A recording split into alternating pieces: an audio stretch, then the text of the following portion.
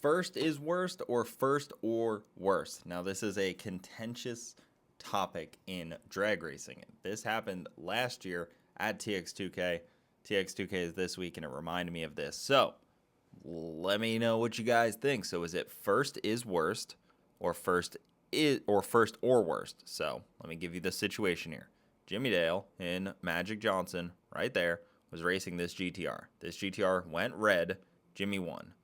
Jimmy proceeded to cross the center line and hit the cone, and they deemed that as a first or worst situation, not a first is worst situation. So he ended up losing that round, even though the GTR went red.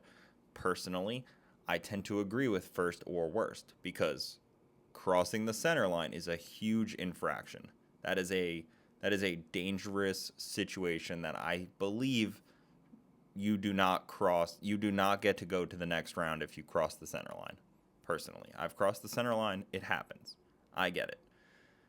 I feel bad because it's my boy and all, but just because he's my boy, I kind of still have to side with what I think is the rules.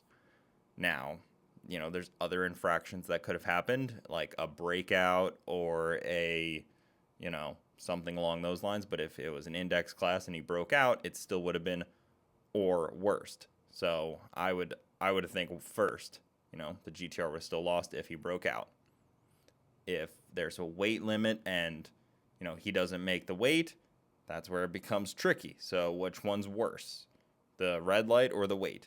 I think weight is worse, personally. Again, first or worst.